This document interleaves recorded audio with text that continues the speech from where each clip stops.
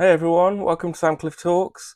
Now, this video is not going to be a reaction in the typical sense, or a recap even of Ren's chapter series.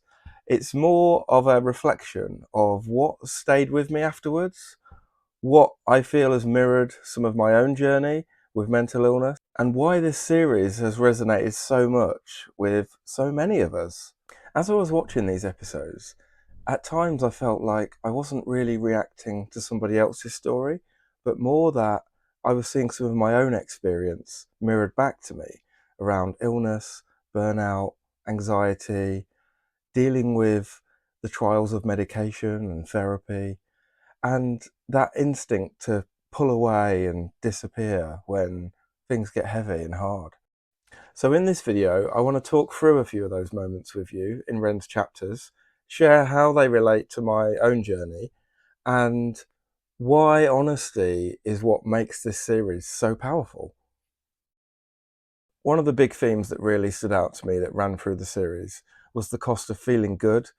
I usually pay for it the next day with what can only be described as an energy hangover where I'd be stuck in bed all day. Ren was quite clear about the financial cost of what he invested in his health to try to find the right treatment, the right medication, the right therapy that would work for him. But the bigger cost is the quality of life that you have. On a good day, you might have some energy, you might be able to go and socialize, meet with a friend, spend time talking, walking, expelling some energy, and you can feel good about doing that, but then you can crash afterwards, and it's so common, and you can end up having a day, 2 days, 3 days, 4 days of then having to recover from that good day that you've had. And that's one of the big costs of feeling good when you're going through some of what Ren has been experiencing. And for myself, it's mental illness, it's chronic depression and anxiety, dealing with migraines, and the toll that that takes on you when you've had good experiences on a day. No matter how much willpower you might have, it doesn't stop that crash from happening. And you then have to deal with that. And that cycle is what can make you start to question whether you're actually getting better at all, despite the medications and the treatment that you're having. It does come down to what your quality of life is and feeling like you've got some control over what's going on. And treatment doesn't always give you the answers that you need. Ren tried so many different types of treatment and therapy and support and self-help to try to respond to the experiences he was having with his body and his mind, and in response to the diagnoses that he was getting from the doctors. And there's a kind of contract there in that you trust the doctors. You're going to them for their expertise, and this is what their day job is. You hope that they're diagnosing you correctly, and then the treatment that they're recommending is what you take, and that it works. The reality was that a 20-minute in and out consultation 2 years ago led to 2 years of swallowing pills that I never needed and devoting so much of my time to managing the condition that I never actually had. And when it doesn't work, you start to question the decisions that are getting made and your own efforts and energy that's going into it. And that trust begins to disappear.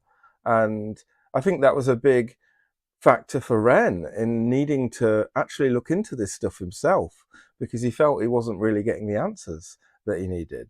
And there's a real emotional impact there as well.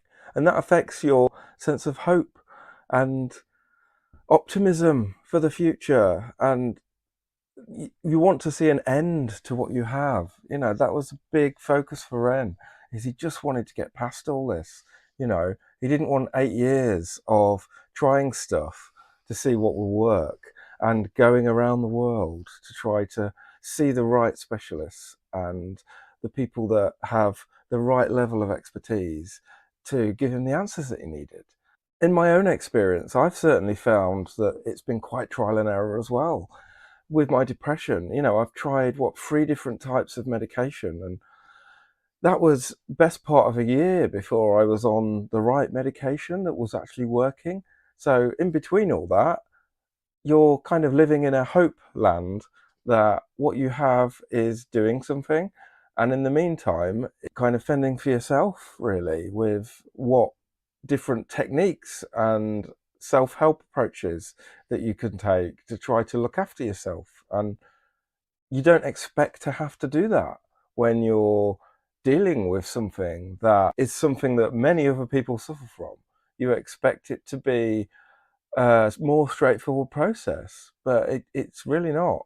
There's a lot of guilt and shame that you can feel as well, especially over time, which can really start to compound because you want to feel better, and there's no end point to what you're suffering with. And I think there's like this invisible cloud of expectation there that you'll get better within a 3 months, 6 months, a year, whatever it is, and you'll be kind of back to normal in a way. And it doesn't really work like that at all. And you do start to feel guilty for talking about your health, for saying that you're not okay, even if you look fine. And that's incredibly difficult to put across to people. And it's tiring, it's draining, and it can make you shrink back into yourself sometimes, because I think there's a confidence there that you need sometimes to stand up to that feeling of guilt that you can have. It can be easier to hide away than to step up at times. And as time goes by, you can feel more like a failure as well, because you're just tired and sick of how you're feeling. And it can affect the quality of your life. Like Ren talks so much about, particularly in the later chapters, around his experiences in the music industry and trying to record his album and trying to busk and having to really juggle that with his energy levels and those crashes that he talked about afterwards and the kind of emotional toll that it took. But that also that drive that he had to try to reach for, this is what I'm about, this is what I love doing, and I want to find a way to do that. And that was massively inspirational for me, and really endearing because of what he'd gone through and just how explicitly he'd spoken about his experiences. Um, One of the moments that really, really hit me was when Ren was talking about his mum being there for him when he was at home, and she was just there as that companion and that point of support, and it felt incredibly intimate. My mum would often walk in and find me either crying on the bathroom or kitchen floor, having no energy to get back into bed. She'd often sit with me and massage my feet, which always hurt, and she'd hum melodies to me like she would do when I was a little boy. And there's a real kind of quiet power to having somebody there in that kind of way, and having that type of relationship with someone is so unique because of how vulnerable you are and how open you feel you can be with someone, and being on that type of level with someone that you don't feel vulnerable or that you're being weak or that you should be hiding how you're feeling from people, because there's so much masking that you can be doing all the time when you're managing different kinds of relationships with people and kind of keeping your emotions to yourself and dealing with those kind of social contracts that are just littered across the way that we live. And it really got to me, that part, because seeing the difference that one person can make for you, and being there in that time of need, it's the difference sometimes between living and not living. It can be that extreme. Just having someone there in the right moments and having that support there is so, so important.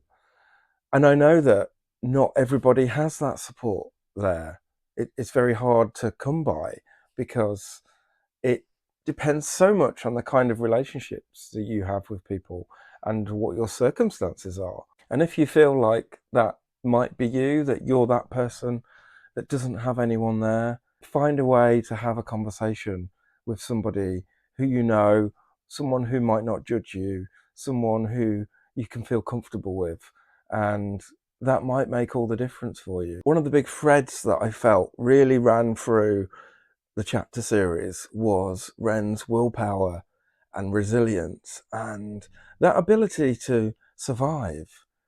Now, willpower really isn't that evenly distributed. Like, not everybody naturally has that. It's that ability to persevere, to keep going, to have drive in you. I certainly feel like maybe on a good day, that willpower's there. Like, I feel a bit more driven and that I feel more confident and I'm less anxious and less questioning of things and a bit more go with the flow. And on a crash day, it is much more like nothing matters, and the level of willpower you might have is, I need to eat something, I need to have a drink. It's kind of survival for your mind and body, and that's as effective as willpower is. The resilience that Ren has, he has it in, he seems to have it by the truckload, because he's able to keep going and persevere with all the knockbacks he has with the treatment and all the self-help that he's doing, that research and trying different kind of quack methods.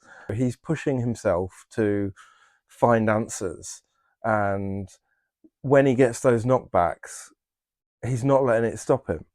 And it is so easy to feel that you don't want to go on when you have a bad experience or you try something and it doesn't work. You can just think, do you know what, forget it. This is how life is now, and this is my lot, and this is what I've got. And I think so many of us have been in that kind of position before, that kind of mindset. Fortunately, I think in many cases it's temporary. So it does mean that people can endure and improve as time goes by. And being able to endure is a strength.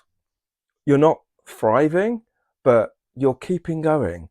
You know, you're taking a step forward at a time. And sometimes that's the pace of life that we have to live at, because that is what we're dealing with so many factors in our health and in our quality of life, and we have to find that place of comfort and that ability to keep moving forward no matter how small the steps are. When I look back on this series, there wasn't really any one particular moment that stayed with me as such. It's more the fact that it gives permission to be honest about the things that usually stay quiet and unspoken and unseen. As a series, what's been, I think, quite striking for me is that quiet power in the honesty and being able to openly express your inner feelings in a very articulate kind of way really helps speak to the experiences of so many people. And that really struck me hard. I think as well, for Ren's age, for Ren's platform, and what he's about, I think there's a massive amount of integrity that he has that I find really admirable, because not a lot of people would put the amount of time and effort into laying bare his health to the world in this way. And I know it connects very deeply to his music. So there's a very strong link there. But this is a very separate piece of work which speaks powerfully, if not more powerfully, than some of his music because of how raw and real those experiences are. And it's not fictional. He's talking about his own lived experience, and that is unique to Ren, but it's relatable in so many ways. And I think that ability to use your platform for good, and I think in sharing his life experience as he has, even though it's unfinished, because life keeps moving. And I think being able to open up about your own lived experience at the risk of criticism and all the rest that can always come from certain corners of social media and the world generally. And I think opening up about your own health and experiences in the way that he has, I think really helps me feel more validated in what I do with the channel and in expressing my own health journey as well, because there are still not that many conversations being had about our health, mental illness, and what we're going through, and perhaps less so with men. So to see a younger man opening up in this kind of way is fantastic, and it's a must watch as far as I'm concerned for anyone who has not yet watched Ren's series. If you're watching this and you have followed my reaction to Ren's chapter series all the way through, thank you so much for being here and for enduring with me. I hope it's been a really interesting journey for you, and that you may have learnt a thing or two from me during that time, and perhaps gained a new perspective on Ren and his experience as well. And if any of it has mirrored something happening in your life, then I hope it's made you feel a little less alone, because sometimes that's all we need. So until next time, take care.